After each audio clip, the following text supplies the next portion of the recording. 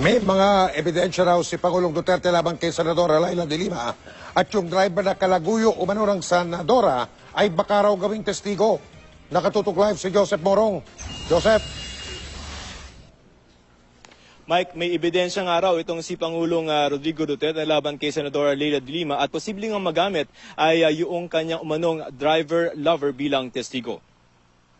Hindi natinag si Pangulong Rodrigo Duterte sa mga pahayag ngayong araw ni Senador Leila de Lima sa pagbisita niya sa burol ng dalawang sundalong namatay sa drug war dito sa Camp Sionco sa Maguindanao. Nagpaunlak ng ambush interview ang Pangulo. Maghintay-hintay lamang daw si de Lima dahil may ebidensya raw siya laban sa Senadora.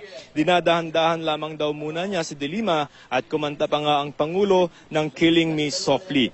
Dagdag pa ng Pangulo, baka raw gamitin pa bilang testigo ang sinabi ni Duterte na driver-lover ng Senadora. Tinanong ko kung para saan ba itong testigo na to, tugon ng Pangulo, sikreto muna. Ayaw ding pagbigyan ng Pangulo ang hiling ni de Lima na kung sisirain raw ng Pangulo ang kanyang pangalan ay huwag idamay ang pamilya ng Senadora. Si de Lima raw ang gumawa ng eskandalo. Hindi na naniniwala ang Pangulo na sumobra siya nang ilantad niya ang umano'y relasyon ni de Lima at ng kanyang driver. Sabi pa ng Pangulo, wala na raw tsansang magkaayos pa sila. Matanda na anong sona ay nagkamayan pa sina Pangulong Duterte at si Senadora de Lima bago magtalumpati ang Pangulo. Narito ang mga pahayag ni Pangulong Duterte. Do you have the goods on her? Yes, I have. I have already have. Pero killing me softly. Very soft. Killing me softly. We give her a time to air her side, sir. She can have all the time in the world. Gusto ninyong malaman ko totoo yun, hindi siya. Pumunta kayo sa Justice Department, pumunta kayo sa Human Rights, at i-validate ninyo. Marami akong gagamitin dyan. Gagamitin ako ng preso, gagamitin ko yung lover niya na driver niya. At siya lang ang hindi nakaalam, na alam ng buong bansang Pilipinas.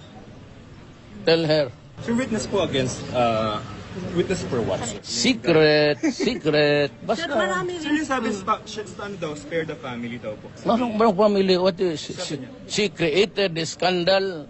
She knows that she is a public official. Nag-iskandalo na yan sa doon sa Human Rights. Nag-iskandalo na siya dyan sa Justice Department. Anong spare the family?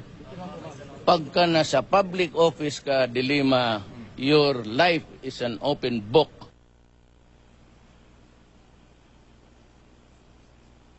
Ginawaran ng Pangulo ng Military Merit Medal Award yung dalawang sundalo na namatay doon sa drug operations. Mike? Maraming salamat, Joseph Morong.